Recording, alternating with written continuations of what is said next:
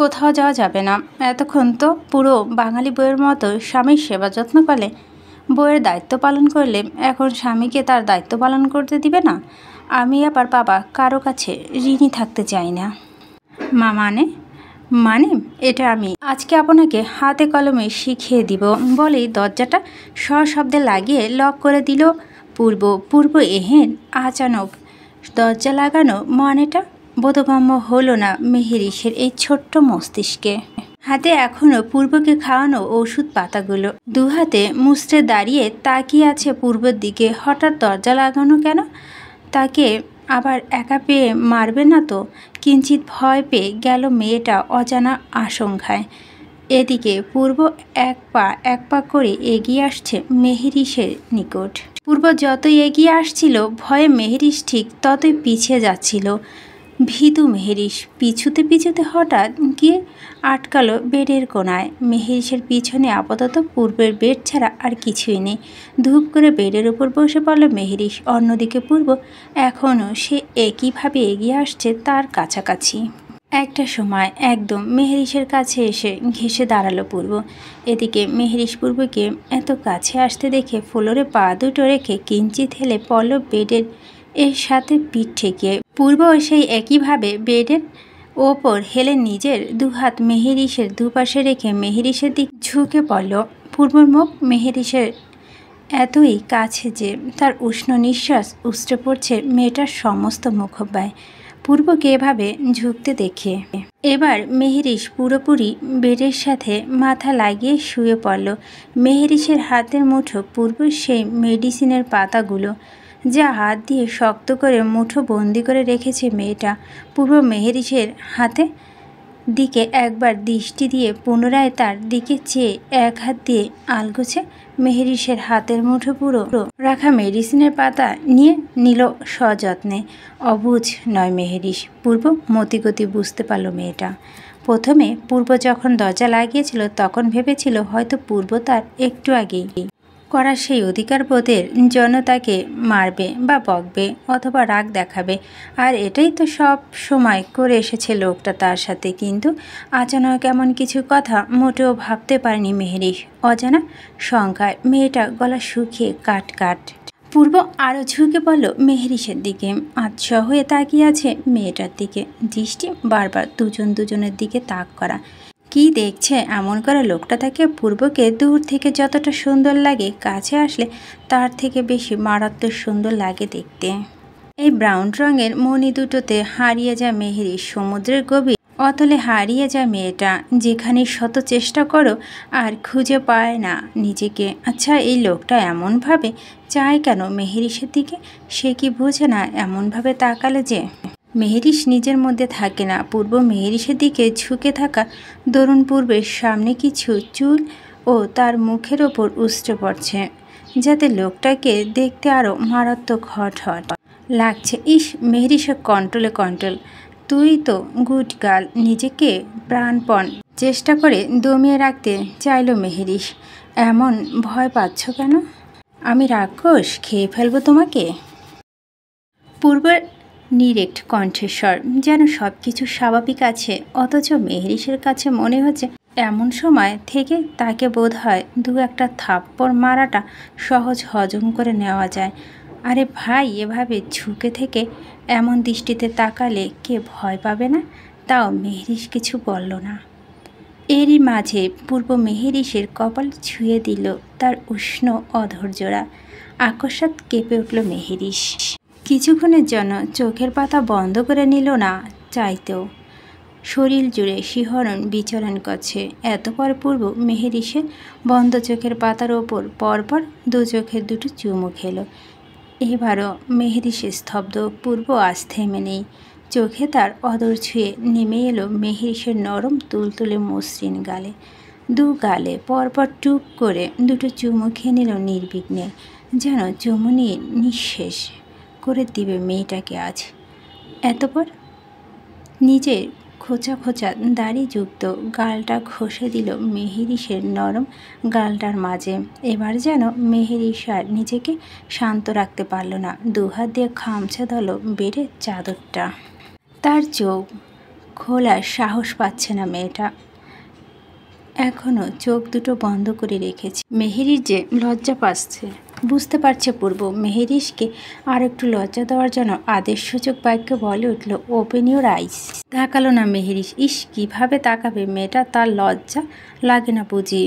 মেহের যান, তাকাও আমার দিকে। পূর্বের মুখে এহেন কথা শুনে রীতিমতো একটু অবাক হলো মেহেরিস।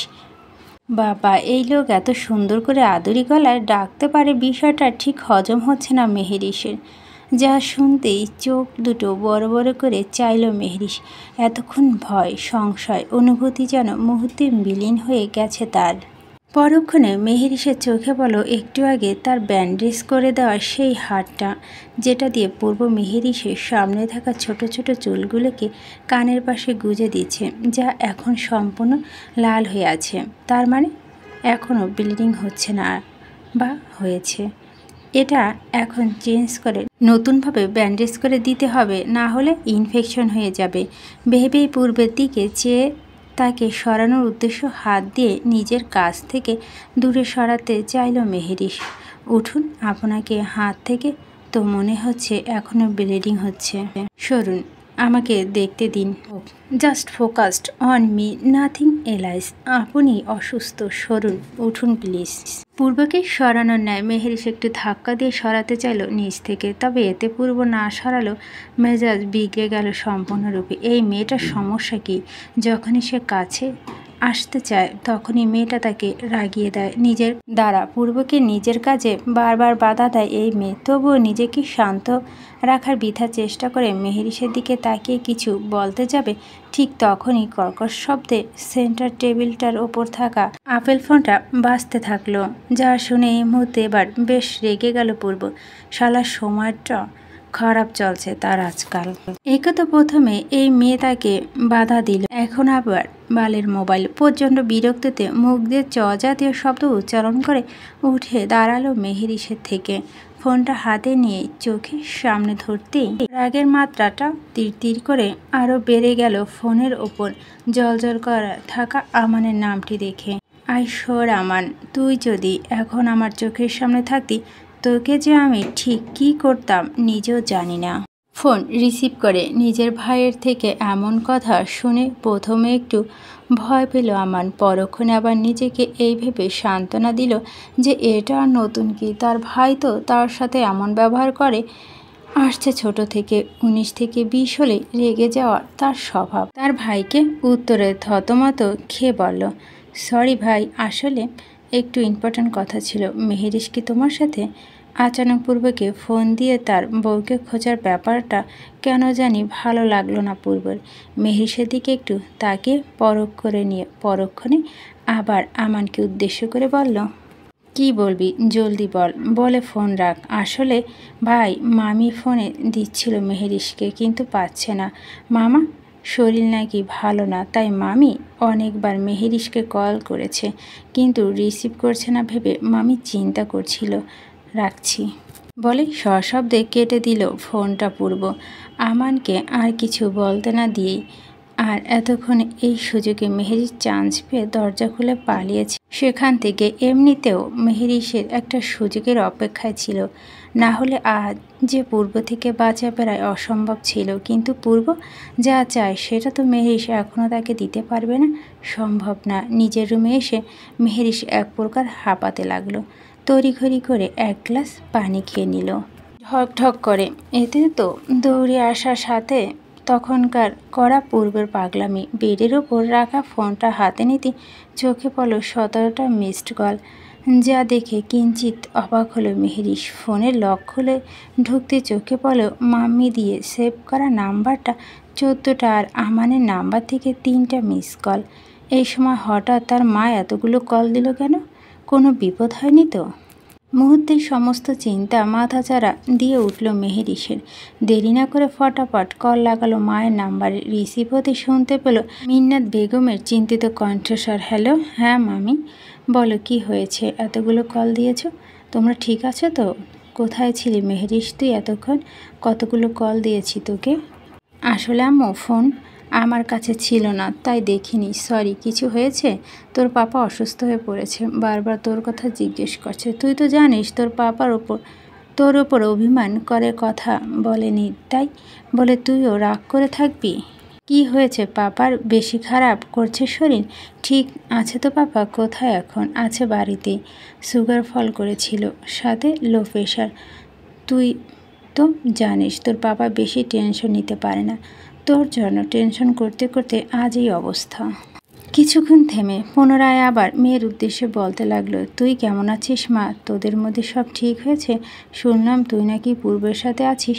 আমি জানতাম সব ঠিক হয়ে যাবে। সব থেকে বড় কথা, পূর্ব চোখে তোর জন্য যে অনুভূতি, চিন্তা, ভালোবাসা দেখছি আমি আর মাদের ধারণা কখনো ভুল হয় না। মেহেরি চুপ রইল মায়ের এহেন কথায়। আজ সকালেও তার ফুপি একই কথা বলল, সবাই ওই মানুষের চোখে তার জন্য ভালোবাসা দেখছে। আচ্ছা, তাহলে সে দেখতে পায়নি কেন? আর এই লোকটা তো কোনো দিন মুখ ফুটে বলেনি তাকে ভালোবাসার কথা। আচ্ছা মামুনি, রাখছি। আর ভালো লাগে না তোমাদের বাপ মেয়ের এই মনোমালিন্য। নিজের খেয়াল রাখিস। তোর পাপা ডাকছে এখন, তাহলে রাখি, পরে আবার ফোন করব বলি সশব্দে ফোন রেখে দিল মিন্নাত বেগম। এদিকে ভাবুক মেহেরিসের মাথায় এক ঝাঁক প্রশ্ন। আচ্ছা, পূর্ব কি সত্যি তাকে ভালোবাসে? তাহলে মুখ ফুটে কেন বলে না সেটা? আর কই, সে তো পূর্বর চোখে তার প্রতি কোনো ভালোবাসা দেখতে পায়নি। কার কাছ থেকে শিওর হবে সে এখন এই ব্যাপারে? বলে আবার নিজের ফোনে অপশন গিয়ে দেখলো আমান থেকে আসা প্রায় 3টি কল। তৎক্ষণাৎ আমানকে কল লাগালো মেহেরিস। কল দিতেই অপর প্রান্ত থেকে রিসিভ হলো তার কলটা। হে মেহেরিস, বলো। তোমাকে কতক্ষণ আগে কতগুলো কল দিলাম, ধরলে না কেন? ভাইকে কল দিলাম, ভাইও কিছু না বলে কেটে দিল। মেহেরিস এখন বুঝতে পারল ভালো করে যে তখন তার কল এসেছিল। আমান কল করছে, তাহলে তাকে বলল না কেন ওই লোকটা? শুধু শুধু কি সে তার নাম খারাপ লোক দিয়েছে? আচ্ছা ভাইয়া, এইসব বাদ দাও, এখন আমাকে একটা কথার উত্তর দাও তো, সত্যি করে বলো, কি জানতে চাও? আচ্ছা, তুমি কি কখনো তোমার ভাইয়ের চোখে আমার প্রতি ভালোবাসা দেখেছ? মেহেরিসের প্রশ্ন শুনে আমান খানিকটা ভ্যাকাচেকা খেলো। আমান আচানক মেহেরিস তাকে এমন কথা জিজ্ঞেস করেছে কেন? কিছু হয়েছে ভাইয়া, বলো না। কিছুক্ষণ ভেবে মেহেরিস আবার গুনগুন করে নিজ থেকে বলতে শুরু করলো, আসলে আমি ছাড়া সবাই নাকি তার চোখে আমার প্রতি ভালোবাসা দেখেছে, কিন্তু আমি কিছু দেখতে পারিনি। এজন্য শিওর হওয়ার জন্য তোমাকে আমি বললাম, তুমি কি দেখেছ তার চোখে আমার প্রতি ভালোবাসা? অপর পাশ থেকে মিটিমিটি করে হাসলো আমান। তার ভাই তো এই মেয়েকে শুধুমাত্র ভালোবাসে না, পাগলের মতো ভালোবাসে। কিন্তু মেহেরিসের সাথে খানিকটা মজার স্বরে বলো, তুমি যদি মনে করো ভাই তোমাকে ভালোবাসার কথা বলবে, তাহলে বলবো, সে কথা মাথা থেকে ঝেড়ে ফেলো, কারণ এটা এ জীবনও সম্ভব না। ভাই যদি 3-4টা বাচ্চার বাপ হয়ে যায়, তারপরও তুমি ভাইয়ের মুখ থেকে এই কথা বের করতে পারবে না। কেন পারবো না? ভাই অমনি মুখ ফুটে কখনো তার অনুভূতি প্রকাশ করতে পারে না। আমার তো মাঝে মাঝে ভাইকে নিরামিষ ছাড়া আর কিছুই মনে হয় না। নিরামিষ না ছাই কথাটা মেহেরিস বিড়বিড় করে নিজের উদ্দেশ্যে বলল। আমানকে বলল, আমিও মেহেরিস মির্জা। আপনার ভাই কিভাবে না বলে থাকে সেটাও আমি দেখে ছাড়বো। হ্যাঁ, বলে মেহেরিস তড়িঘড়ি করে তার ফোনটা কেটে দিল। মনে মনে সিদ্ধান্ত নিয়েছে সে, যে পর্যন্ত এই লোক তাকে মন থেকে ভালোবাসার কথা না জানাবে, সে পর্যন্ত সে এই লোকের কাছে ধরা দিবে না।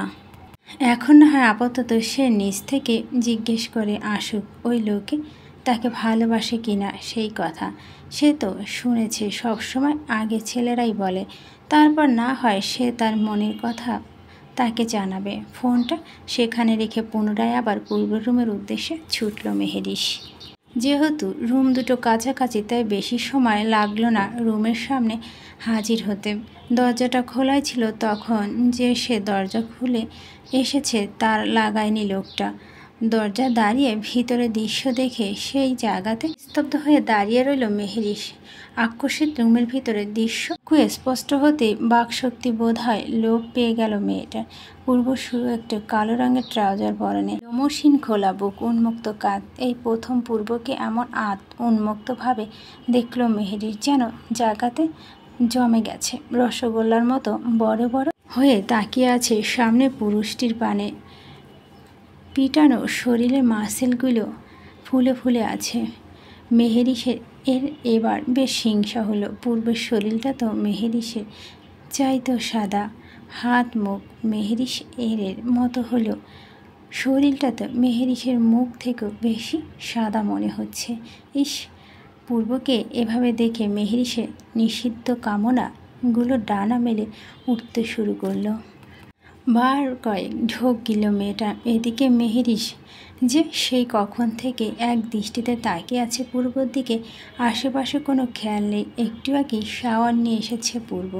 ভিজা চুলগুলো তাওয়ালা দিয়ে মুছতে মেয়েটা সামনে দাঁড়িয়ে, পিঠের ওপর এখনও বিন্দু বিন্দু পানি কণা চিকচিক করছে। মেহেরিশের কাছে এই মুহূর্তে সে পানি কণাগুলোর প্রতিও ভীষণ হিংসে হচ্ছে। সে দেখলো না, ছুলো না, কিন্তু বিন্দুগুলো কি সুন্দর করে লেপ্টে আছে তার শরীরে। আকস্মিক মেহেরিশ এর ধ্যান ভাঙল। কিছুটা লজ্জা পেয়ে মেয়েটা একটু আগে করা নিজের চিন্তা ভাবনায় মুখটা খানিকটা নিচে নামিয়ে ফেলল। ওদিকে মেহেরিশকে মিররের মধ্যে প্রথমে থেকে দেখতে পাচ্ছে পূর্ব। মেহেরিশকে এভাবে লজ্জা পেতে দেখে মিররের দিকে চেয়ে তাকে উদ্দেশ্য করে বলে উঠল, অমন লজ্জাপতি গাছের মতো লজ্জা না পেয়ে এখন থেকে অভ্যাস করে নাও, ভবিষ্যৎ থেকেও বেশি খালি। পুরো কথাটা শেষ করার আগে মেহেরিশ পূর্বকে মাঝপথে থামিয়ে দিয়ে উত্তরে বলে উঠল, সি, আপনি তো দেখি অনেক অসভ্য। মেহেরিশ এহেন কথায় পূর্ব এবার মিরর থেকে মুখ ঘুরিয়ে সোজাসুজি তাকালো মেহেরিশের দিকে। ভুরু কিঞ্চিত কুঁচকে বলল, বিয়ে হয়েছে 6 মাস হলো, এখনও ভার্জিন হয়ে ঘুরছি, আর তুমি আমাকে কোন সাহসে অসভ্য বলছো মেয়ে? এবার মেহেরিশ আর দাঁড়িয়ে থাকতে যেন পারল না। এই লোক তো তার ধারণার বাইরে অসভ্য। পূর্বের সাথে কথা বলে যে সে পারবে না বুঝতে পারল সেটা। এতক্ষণ তার মাথা আসলো সে কেন এখানে এসেছিল। পূর্বকে দেখে তো সে কথা মাথা থেকে উবে গিয়েছিল তার। আপনার সাথে আমার কিছু ইম্পর্টেন্ট কথা আছে। তো বলেন ম্যাডাম, কি ইম্পর্টেন্ট কথা বলতে এসেছেন আপনি? পূর্বর কথায় কোনো আগামাথা খুঁজে পায় না মেহেরিশ। বুঝতে পায় না তাকে একবার তুই, আরেকবার তুমি, আরেকবার ডিরেক্ট আপনি বলে সম্বোধন করা মানে।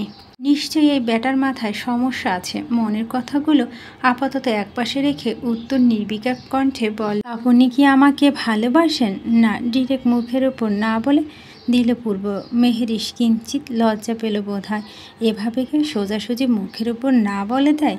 তাহলে বাকি সবাই যে বলে তার চোখে নাকি ভালোবাসা দেখেছে মেহেরিশের জন্য, সেটা কি মিথ্যা?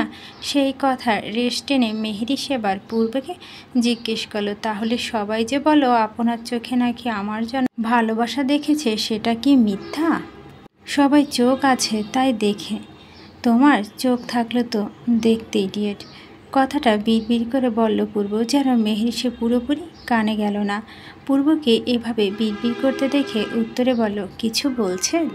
বললাম তো না, ভালোবাসলে আমার প্রিয় এর তালিকায় নাম থাকতে হয়। আমার নাম নেই সেখানে? আপনি আমার প্রিয় নন। তাহলে? বড় একটা দীর্ঘ নিঃশ্বাস ত্যাগ করল পূর্ব। মেহেরিশের দিকে এক পানে চেয়ে ঘোর লাগা কণ্ঠে বলল, আপনি আমার ভীষণ অপ্রিয়।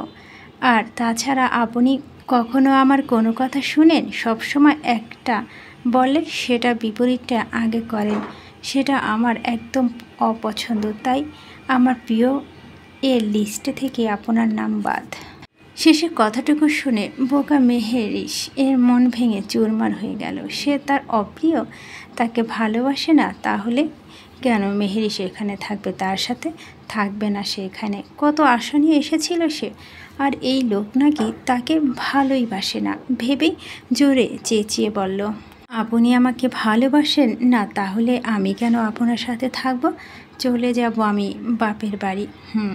পূর্ব ভুরু প্রসারিত করে চাইল মেহেরিসের দিকে, যেটাতে মেহেরিস খানিকটা দমে গিয়েও রিনরিনে স্বরে বলল, বাপের বাড়ি বলতে মির্জা মঞ্জিল বুঝিয়েছি, ওটা তো আমার বাপের বাড়ি হয় তাই না? আর হ্যাঁ, যে পর্যন্ত আপনি আমাকে ভালো না বাসবেন সে পর্যন্ত আমি এখানে আসছি না বলে দিলাম। বলে হন্তদন্ত হয়ে সেখান থেকে চলে গেল মেহেরিস। পূর্ব আর সেদিকে বেশি মাথা ঘামালো না। এরই মধ্যে তার একটা ইম্পর্ট্যান্ট কল আসতেই সে কল নিয়ে ব্যস্ত হয়ে গেল পূর্ব। এরই মাঝে পেরিয়ে গেল আরও প্রায় ঘণ্টাখানেক। এতক্ষণ পূর্ব আর একটা জরুরি করে ব্যস্ত ছিল। ফোন কাটতে সে গায়ে একটা টি শার্ট জড়িয়ে মেহেরিসের রুমে এসে কোথাও মেহেরিসকে দেখতে না পেয়ে কিঞ্চিত ঘাবড়িয়ে গেল।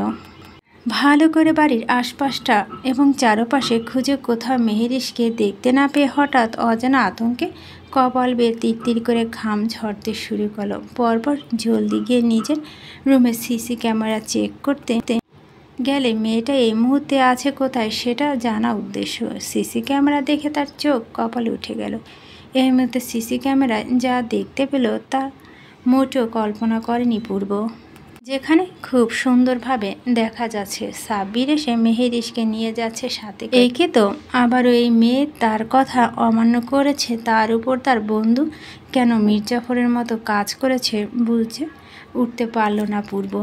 তার বউকে নিয়ে চলে গেল, অথচ তাকে একবার বলার প্রয়োজন মনে করেনি। শরীরে তিরতির করে রাগের মাত্রা বাড়তে শুরু করলো পূর্বের। এই দুজনের একজন যদি এখন তার সামনে উপস্থিত থাকতো তাহলে তার ঠিক কী হাল করতো জানে না সে নিজেও। তৎক্ষণাৎ হন্তদন্ত হয়ে আগে কল লাগালো সাব্বিরের নাম্বারে। কল করতেই সাব্বিরও তৎক্ষণাৎ রিসিভ করে ফেললো সেটা। পূর্বকে উদ্দেশ্য করে বলল, হ্যাঁ ভাই বল, ঠিক আছিস তুই? ইডিয়েট, এত সাহস হলো কোথা থেকে তোর? তুই আমার বাড়ি থেকে আমার বউকে আমারই পারমিশন ছাড়া নিয়ে গেছিস কোন সাহসে? একটু অবাক হলো সাব্বির। এই তো কিছুক্ষণ আগের কথা, মেহেরিস তাকে ফোন দিয়ে ইনিয়ে বিনিয়ে রিকোয়েস্ট করে এখানে নিয়ে এসেছিল। কত রিকোয়েস্ট করে বলেছিল যেন তাকে বাড়িতে পৌঁছে দেয়, সে নাকি এখানে থাকবে না। এখন এখানে তার দোষটা কোথায়? তার বউ তো তাকে কল করে আসতে বলেছে, এখন এত রিকোয়েস্ট করে আসতে বলল, সেটা সে না করতো কিভাবে? আরে ভাই কুল কুল, এভাবে রাখছিস কেন? ভাবি তো বাপের বাড়ি গেছে, আমেরিকায় তো আর যায়নি। ও রিয়েলি? আচ্ছা ঠিক আছে, এরিনাকে কাল আমি নিজে তোর বাড়ি থেকে গিয়ে নিয়ে আসবো। বেবি হওয়ার আগ পর্যন্ত এরিনার চেহারা ভুলে যা তুই।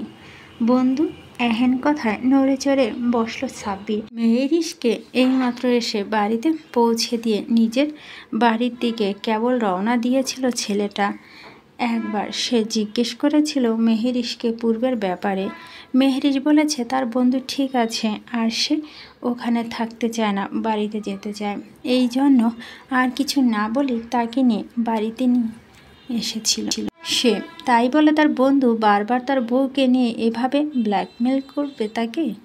ভাই এভাবে হুমকি দিচ্ছিস কেন? কথা দিচ্ছি কাল সকালে তোর বউকে তোর বাড়িতে পৌঁছে দিয়ে আসবো, প্রমিস। তারপরও কথাটা শেষ করার আগ তার বন্ধু টুং টুং করে কেটে দিল তার কলটা। এই মুহূর্তে তার বন্ধু যে ভীষণ রেগে আছে তার ওপর সেটা বোধগম্য হতেই আর কল দেওয়ার সাহস করল না সাব্বির। এদের মাঝখানে কেন বারবার কেন ফেসে যায় সে বুঝে উঠতে পারল না সে। মনে মনে তার কান ধরে নিয়ে শপথ করে ফেলেছে সাব্বির সারা জীবনে কোনো দিন এদের মাঝে আর আসবে না সে। শুধু শুধু কিছু না হলো তার বন্ধু ব্ল্যাকমেল করা শুরু করে দেয় তার বোনকে নিয়ে। বন্ধু বোনকে বিয়ে করার কোনো উপকার না পেলেও এই অপকারটা সে ঠিকই পেয়েছে। আজ তার পৃথিবীর সকল বন্ধুকে গলা ফাটিয়ে শুধু একটি কথা বলতে ইচ্ছে করছে, হে পৃথিবীর মানুষ, তোমরা সকলে শুনে রাখো, কখনো বন্ধুর বোনকে বিয়ে করতে যেও না। আর সে বন্ধু যদি হয় স্বয়ং শাহনবীর শাহান পূর্ব, তখন তো আর কোনো কথাই নেই। আজ মেহেরিসের মন খারাপ। শুধু খারাপ নয়, বলা চলে অনেক বেশি মন খারাপ মেয়েটার। সেদিন পুরুর কাছ থেকে বাড়িতে ফিরে আসার পর কেটে গেছে মাঝখানে 2টো দিন। মেহেরিসের কাছে এ 2টো দিন 2 বছরের সমতুল্য। অথচ ওই নিষ্ঠুর লোকটার একটা বারের জন্য তার কাছে আসা তো দূর, যোগাযোগ পর্যন্ত করেনি। তার মানে ওই লোক কি ভালোবাসে না মেহেরিসকে? এইসব ভেবে মন খারাপ মেয়েটার। এরিনা আজ সকালে বাড়িতে এসেছে, অথচ বাড়িতে আসার একটা কারণ আছে। সবাই মিলে ঠিক করেছে তারা দূরে কোথাও ঘুরতে যাবে।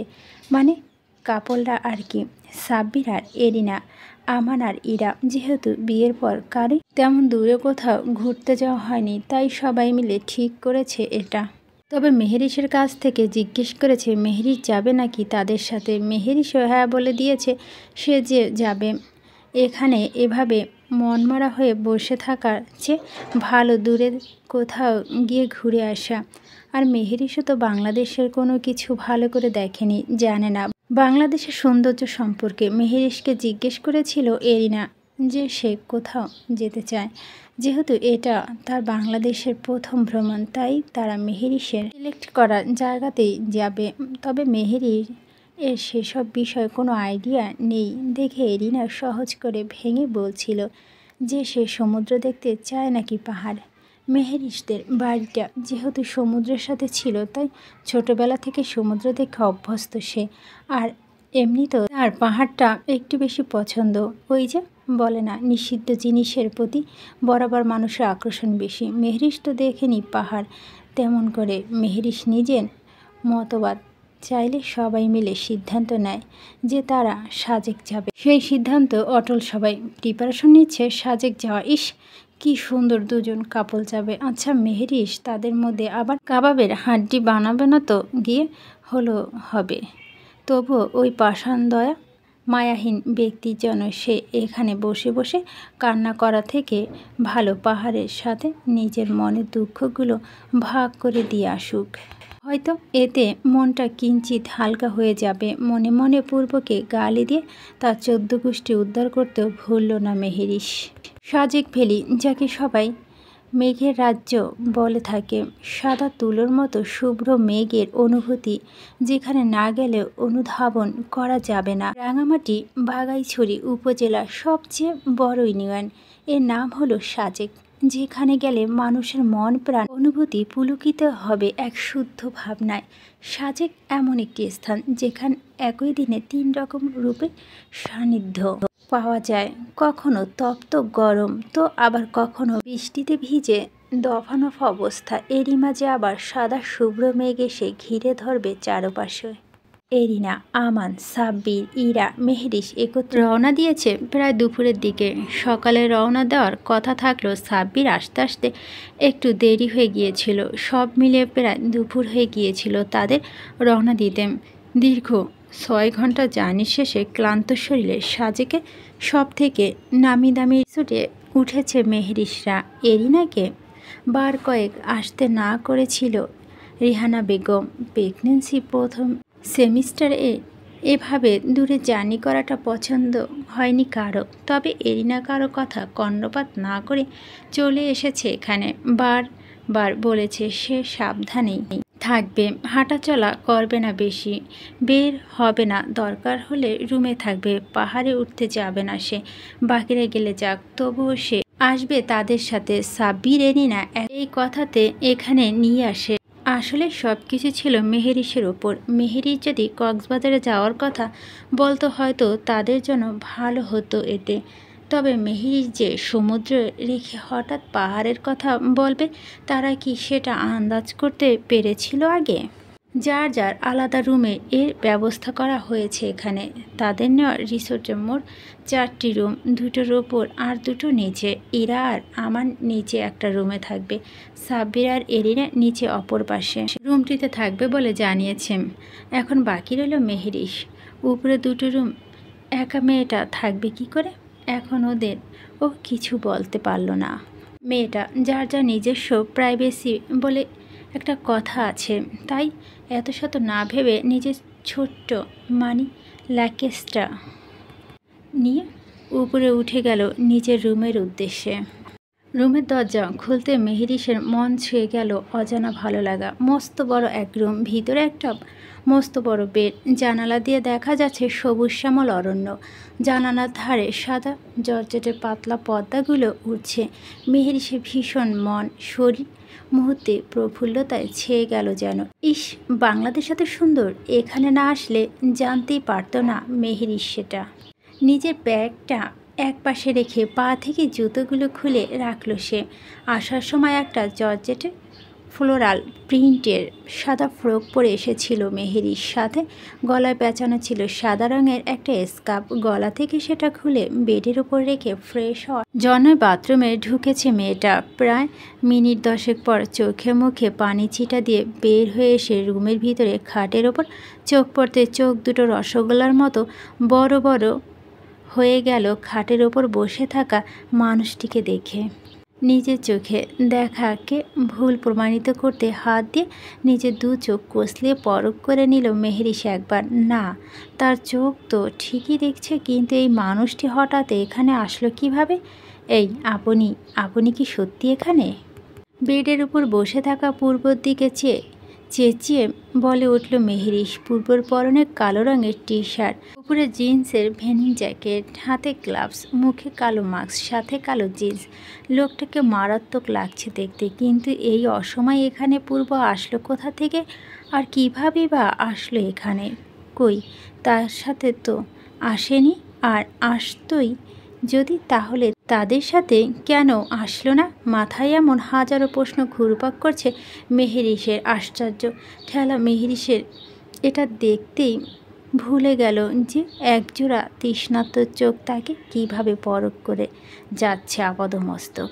মুখ থেকে মাস্ক খুলে ধীরে ধীরে হাতের গ্লাভসগুলো খুলে রাখলো পূর্ব। এরই মাঝে আবারও মেহেরিসের গমগমে স্বরে বলে উঠল, কী হলো, কথা বলছেন না কেন? এখানে কিভাবে আসলেন আপনি, আর কখন আসলেন? ইউজলেস মানে নির্বোধ। আমি নির্বোধ? নিজেকে বেশি চালাক মনে করেন? এখানে কি করে এসেছেন সেটা বলেন। অবশ্যই হেঁটে হেঁটে আসবো না তাহলে? বাইক দিয়ে? তাহলে আমাদের জানাননি কেন, আর আমাদের সাথেই বা আসলেন না কেন? আর এখানে আপনার কাজ কি, কেন আর কেন এসেছেন এখানে? এক প্রকার রাগ দেখে মেহেরিস পূর্বকে উদ্দেশ্য করে কথাগুলো বলল। অপূর্ণ কাজ পূর্ণ করার জন্য এসেছি, আর তোমাদের গাড়ির পিছনে আমি ছিলাম, তোমরা খেয়াল করনি, এতে আমার দোষ? আমাদের পিছনে পিছনে কেন এসেছেন আপনি এখানে? উঠে দাঁড়ালো পূর্ব। মেহেরিস তখন চোখে মুখে পানি ছিটানো, দরুন পানি লেগে জামা গলা নিচটা ভিজে গেছে, যার ফলে ফোড়কটা তার শরীরের সাথে লেপ্টে আছে। তার উপরে সাদা হওয়াতে ভিজে যাওয়া স্থানে শরীরের ভাঁজগুলো স্পষ্ট দেখা যাচ্ছে। পূর্বকে আচানক এভাবে এগোতে দেখে দমে গেল মেহেরিস। এতক্ষণ খেয়ালে এসেছে নিজের ওপর। তরজলে দৌড়ে বেড থেকে নিজের গলার স্কার্ফটা আনার উদ্দেশ্যে অগ্রসর হতে মুহূর্তে হেসকা টানে পড়ে তার হাতের উপর। এক টানে গিয়ে মুখ থুবড়ে পড়ে পূর্বের প্রশস্ত বুকের সাথে মেহেরিসের মাথা জোর করে ধরে আছে পূর্ব। মেহেরিস তখন থমকে যায় পুরোপুরি। হঠাৎ সব কিছু ভুলে সেই বুকের ভাঁজে নিজের শান্তি অনুভব করে নেয় মেয়েটা। চুপ হয়ে যায় একেবারে।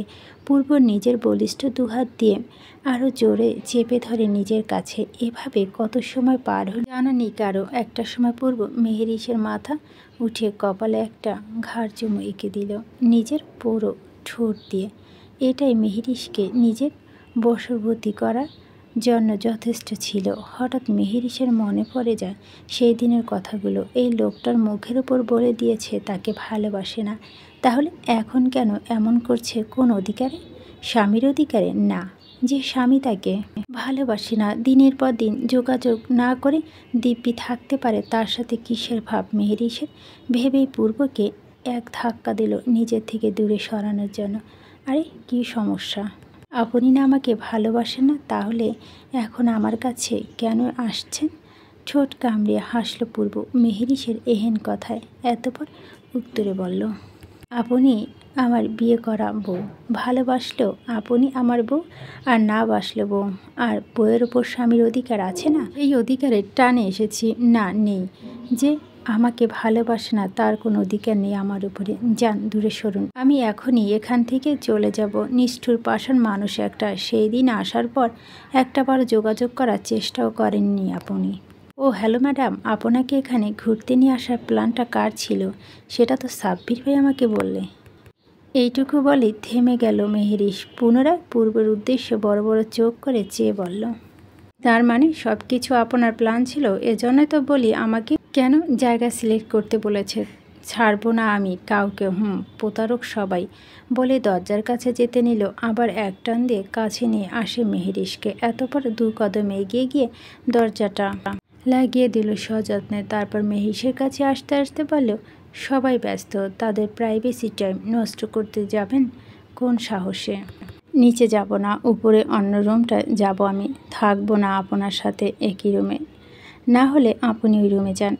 অনেক ছাড় দিয়েছি আপনাকে, এইবার আর না। নিজের দায়িত্ব থেকে এভাবে ছদ্মবেশে লুকিয়ে এসেছি আপনার কাছ থেকে অন্য রুমে থাকতে। আমি আসতে বলেছি আপনাকে? ভালোবাসেন না তাহলে আসতে গেলেন কেন? বালের সেই একই প্যাচাল নিয়ে বসে আছে। এই ভালোবাসা ভূত মাথায় ঢুকিয়েছে কে তোমার? হ্যাঁ, কি বাল ভালোবাসা ভালোবাসা শুরু করেছ? রাগ উঠিও না মেহেরিশ। আমাকে কি তোমার 20-22 বছরের আবেগী পোলাপান মনে হয়? ঢোল পিটিয়ে পুরো পৃথিবীকে জানাতে হবে তোমাকে ভালোবাসি সেই কথা? কেন তুমি বুঝো না আমি তোমাকে ভালোবাসি কি না? এত কিছু করার পর ওই বালের একটা পেঁচাল নিয়ে পড়ে আছো। যতই বলি রাখবো না, ততই উল্টো। তুমি আমাকে রাগিয়ে দাও। মেহেরিশ নুয়ে গেল। শূন্য মস্তিষ্ক পূর্বের কথাগুলো গিয়ে বিঁধল তার। ঠিকই তো, প্রথম থেকেই তো মেহেরিশ এর জন্য কম কিছু করেনি পূর্ব। তার জন্য আমেরিকা পর্যন্ত চলে গিয়েছিল। আর কত কি! এত কিছুর পর সে এতদিনে শুধু শুধু নিজের রাগের বশবর্তী হয়ে একঘেয়েমি করে এসেছে। মেহেরিশ এবার বুঝতে পারল সব কিছু পরিষ্কার করে। আচ্ছা, ভালোবাসি ভালোবাসি বলে চিল্লে দুনিয়া জানলে কি ভালোবাসা হয়? পূর্ণতা পায় ভালোবাসার। তাছাড়া কি ভালোবাসা যায় না? কে যেন বলেছিল, যার ভালোবাসা যত গভীর তা প্রকাশ তত কম। পূর্বর ক্ষেত্র তাই ধরে নিয়েছে মেহেরিশ এবার। আর সে রাখবে না এই ভালোবাসার কথা বলে। এদিকে পূর্ব রেগে রুম থেকে বের হয়ে গেছে ইতিমধ্যেই। মেহেরিশ আজ একটু বেশি বাচ্চামি করে ফেলল তার সাথে। নিজের রাগকে প্রাধান্য দিচ্ছে, অথচ তার অনুভূতি আবেগগুলো কোনো মূল্য নেই। বালের এই পিচ্চি মেয়েকে বিয়ে করলে এই এক জ্বালা, খালি আবেগী হয়ে ওঠে। পূর্ব যেতে মেহেরিশের চোখে পড়ল বেডের কোণায় পড়ে থাকা একটি শপিং ব্যাগের ওপর। এতক্ষণ মেয়েটা রাগের বশে চোখে দেখেনি ব্যাগটা। ভিতরে কি আছে দেখার উদ্দেশ্যে ব্যাগ খুলতে পুরোদমে আশ্চর্য হলো মেহেরিশ। ব্যাগের ভিতরে দেখা যাচ্ছে কালো রঙের একটা শাড়ি। জর্জের শাড়িটা দুপাশে ছোট ছোট স্টোন বসানো, সেটাও কালো রঙের, সাথে ম্যাচিং করা ব্লাউজও আছে। মেহেরিশ বেশ অবাক হলো বটে। শাড়িটা হাতে নিয়ে ও এপাশ ওপাশ ভালো করে দেখতে থাকলো। এই লোকটার পছন্দ সব কিছু ইউনিক। পূর্বে যে তার উপর রেগে রুম থেকে বের হয়ে গেছে, এখন তো তারই রাগ ভাঙাতে হবে গিয়ে। কিন্তু সে যে তার জন্য শাড়ি নিয়ে আসলো, এই শাড়ি পরবে বা কিভাবে? এখন সে তো শাড়ি পরতে পারে না। তাহলে কি ইরা বা এরিনার কারো কাছে থেকে হেল্প নেবে মেহেরিশ? এখন কি ওদের ডিস্টার্ব করা ঠিক হবে? তার এসব ভাবনার মাঝে দরজার ঠক ঠক শব্দে ধ্যান থেকে ফিরে আসলো মেহেরিশ। শাড়িটা বেডের ওপর রেখে দরজা খুলতে গেলে দেখতে পেল এরিনা দাঁড়িয়ে। মেহেরিশ, ভাই ওভাবে চলে গেল? ঝগড়া হয়েছে তোমাদের মাঝে? মেহেরিশ কিঞ্চিত ইতস্তত বোধ করল এরিনার কথায়। তার মানে তারা সবাই জানতো এই লোকে এখানে আসার কথা। কি সুন্দর, তার কাছ থেকে সব কিছু লুকা তারা। আপু, তোমরা জানতে সব কিছু? সাব্বির আমাকে একটু আগে বলল সব। আর আমি একটু বারান্দায় গিয়েছিলাম, দেখলাম ভাই চলে যাচ্ছে। উনি কি সত্যি চলে যাচ্ছে? হায় হায়, কি বলো আপু? বলেই তড়িঘড়ি করে বেডের ওপর থেকে ফোন বের করে জলদি কল লাগালো মেহেরিশ। একবার দুবার পরপর অনেকবার কল করার পরও রিসিভ হলো না তার কলটা। মেহেরিশ এর মনটা টুকরো টুকরো হয়ে গেল ভেঙে। কোনো উপান্তর না পেয়ে চটজলদি ফোনে মেসেজ অপশনে গিয়ে মনে যা এসেছে ফটাফট টাইপিং করে পাঠিয়ে দিয়েছে পূর্বর নাম্বারে। একটা দুটো পরপর 5টা মেসেজ সেন্ড করে দিয়েছে মেহেরিশ পূর্বর নাম্বারে। তাড়াহুড়ো ঠিক কী মেসেজ টাইপ করেছে জানা নেই মেহেরিশের নিজেরও। জানলে হয়তো লজ্জা মেয়েটা আর কখনোই পূর্বের সামনে যেতে পারতো না। ফোনটা রেখে এরিনার উদ্দেশ্যে বলল, আপু আমাকে জলদি করে এই শাড়িটা পরিয়ে দাও তো, তোমার ভাইকে রাগ ভাঙাতে হবে, প্লিজ জলদি। এরিনা হেসে উঠল। তার ভাইয়ের যেমন একটা পাগল, এই মেয়েও তার ব্যতিক্রম নেই। আল্লাহ মিলিয়ে একদম দুজনকে একসাথে প্যাকেজ হিসেবে পাঠিয়েছে। এরপর মেহেরিসের কথা এরিনা তাকে সুন্দর করে শাড়িটা পরিয়ে দিল। পার হলো আরও 1 ঘন্টা খানেক। এরিনা শাড়ি পরিয়ে নিচে চলে গেছে। মেহেরি শাড়ি পরে সারা রুম জুড়ে পায়চারি করছে আর ভাবছে মেসেজগুলো দেখেনি লোকটা, তাহলে আসছে না কেন। পূর্বে যে তার একটু বেশি রেগে আছে মেহেরিসের ওপর, আজ থেকে বহু কাঠখোড়া পোহাতে হবে এই লোকের রাগ ভাঙাতে।